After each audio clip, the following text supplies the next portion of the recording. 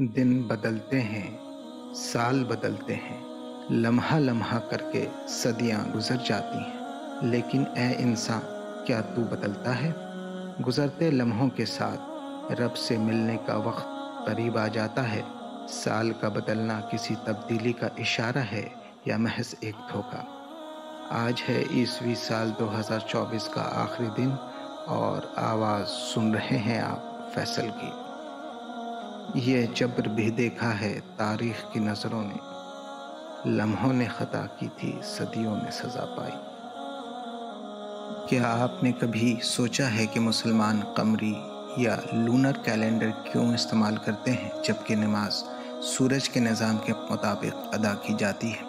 اور مسلمان نیا سال کیوں نہیں مناتے حالانکہ عیسوی کیلنڈر ہماری روزمرہ کی زندگی میں عام ہے؟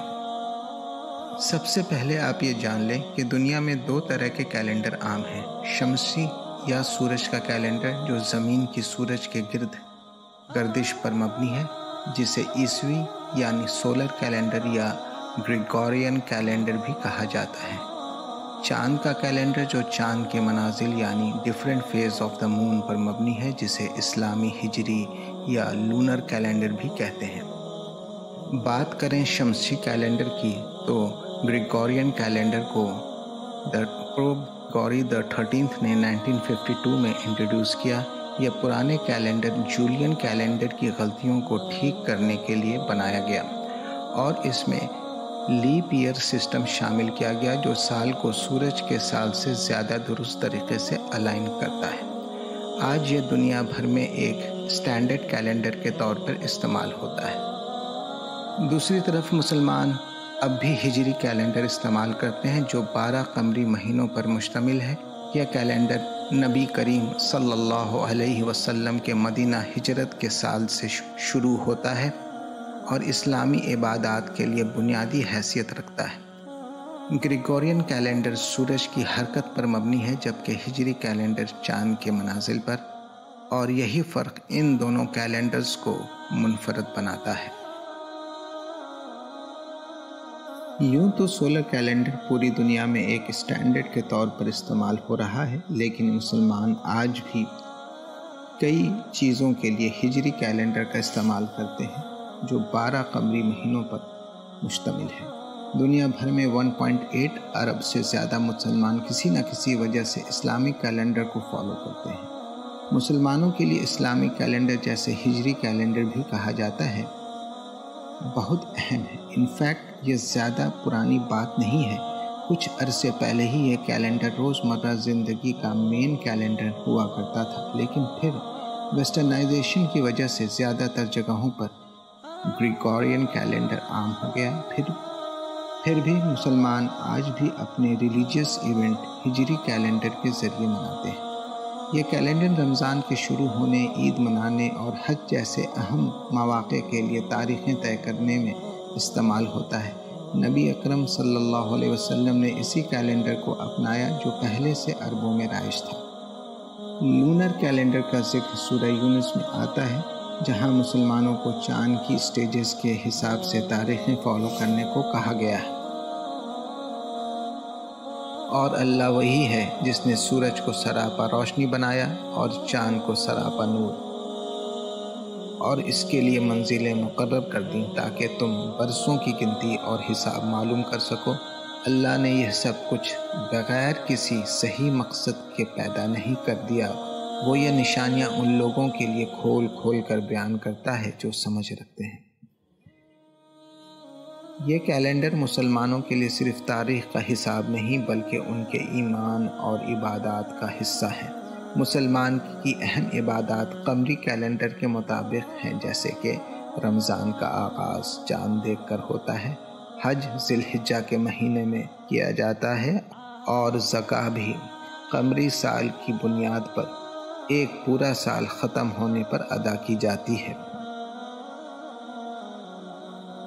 اب آپ یہ پوچھ سکتے ہیں کہ 5 وقت کی نماز تو سورج کے نظام کے مطابق ہوتی ہے، جیسے فجر سورج نکلنے سے پہلے، ظہر سورج کے عروج کے بعد اور مغرب سورج غروب ہونے کے بعد۔ یہ ترتیب اللہ کی تخلیق کے ساتھ مسلمانوں کو جوڑتی ہے اور دن کے قدرتی نظام کے ساتھ ان کی زندگی ہم آہنگ کرتی ہے۔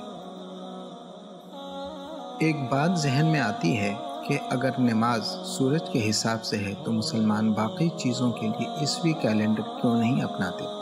اس کی سب سے بڑی وجہ تو اللہ کا حکم ہے، اور اللہ کے بتائے ہوئے ہر حکم کے پیچھے کوئی نہ کوئی حکمت ضرور ہوتی ہے، اور ساتھ ہی ہجری کیلنڈر اسلامی شناخت کا حصہ ہے جو روحانیت اور عبادات پر زور دیتا ہے۔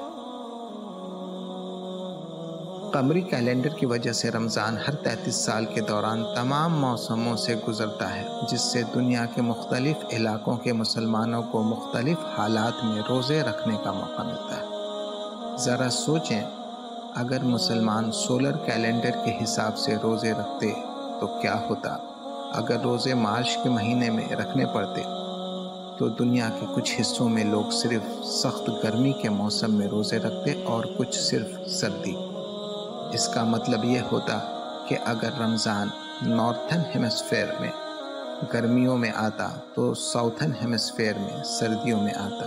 اس سے نارتھن ہیمسفیئر کے مسلمانوں کو مشکل پیش آتی، کیونکہ انہیں باقی دنیا کے مسلمانوں کے مقابلے میں زیادہ لمبے روزے رکھنے پڑتے۔ لیکن قمری کیلنڈر کی وجہ سے وقت کے ساتھ ساتھ روزے مختلف موسموں میں آتے ہیں۔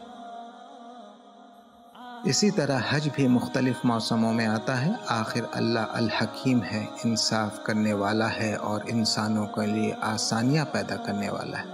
اس نظام کی بدولت ہم ہر طرح کے حالات میں رمضان اور حج کے ارکان ادا کرنے کے عادی ہو جاتے ہیں، اور یہ نظام ہمیں کئی آسانیاں بھی فراہم کرتا ہے، جیسے مختلف موسمی حالات میں عبادت کا تجربہ جو ہمیں اللہ کے قریب لاتا ہے اور زیادہ مضبوط بناتا ہے۔ اللہ تعالیٰ نے ہمیں قمری کیلنڈر کے ذریعے انصاف اور آسانی کا ایک بہترین نظام دیا ہے، جس کے تحت رمضان اور دیگر عبادات مختلف موسموں میں آتی ہیں تاکہ دنیا کے تمام مسلمانوں کو برابری اور سہولت کا احساس ہو سکے۔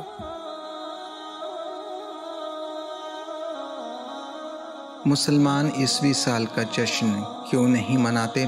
اس کی سب سے اہم وجہ تو یہ ہے کہ اللہ اور اس کے رسول صلی اللہ علیہ وسلم نے ہمیں صرف 2 تہوار منانے کی رہنمائی دی ہے۔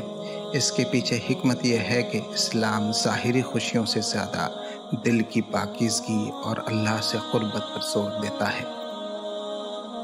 اسلامی تعلیمات کے مطابق نیا سال شروع ہونے پر یہ دعا مانگی جاتی ہے: اللہم احلہ علینا بالامن والایمان والسلامت والاسلام ربی وربک اللہ ہلال رشد وخیر۔ اے اللہ، اس چاند کو ہم پر امن اور ایمان اور سلامتی اور اسلام کے ساتھ طلوع فرما۔ اے چاند، میرا اور تیرا رب اللہ ہی ہے۔ اے اللہ، یہ ہدایت اور بھلائی کا چاند ہو۔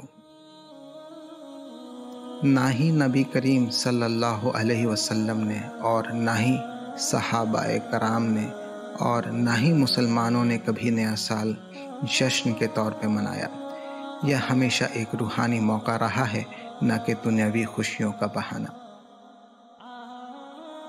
یہی روایات خلافت عثمانیہ کے اختتام تک جاری رہی۔ نیا سال مسلمانوں کے لیے دعا اور خود احتسابی کا موقع ہے، نہ کہ جشن منانے کا۔ اسلام ہمیں ہر لمحہ اپنی زندگی کو بہتر بنانے اور اللہ کے قریب ہونے کا درس دیتا ہے۔ نیا سال اللہ کی رحمت مانگنے اور روحانی طور پر مضبوط ہونے کا وقت ہے۔ تو جب بھی ہجری سال شروع ہو، دعا کریں کہ یہ سال برکتوں اور رحمتوں سے بھرا ہو، اور یاد رکھیں کہ ہمارا دین ہمیں ہر لمحہ اللہ کی قربت کی طرف بلاتا ہے۔ چلیں، ویڈیو کے اختتام کا وقت ہوا جاتا ہے۔ آج عیسوی سال 2024 کا آخری دن، اور آواز سن رہے تھے آپ فیصل کی۔ چلتے چلتے کچھ اشعار مظفر رزمی صاحب کے پیش کرتا چلوں۔ اس راز کو کیا جانے ساحل کے تماشائی، ہم ڈوب کے سمجھے ہیں دریا تیری گہرائی۔ جاگ اے میرے ہمسایہ خوابوں کے تسلسل سے، दीवार से आंगन में अब धूप उतर आई। चलते हुए बादल के साए के ताक़ुब में ये तिश्ना लबी मुझको सहराओं में ले आई।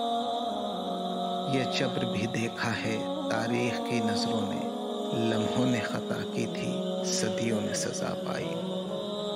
कुछ वो बातें जो आप कहना चाहते हैं, कुछ वो इज़हार ख़याल जो मैं सुनना चाहता हूँ, कमेंट बॉक्स में लिखते चलें। थामे रहें चैनल का हाथ और बने रहें हमारे साथ उस चैनल पर जिसका नाम है फ़िज़ाए दास्तां।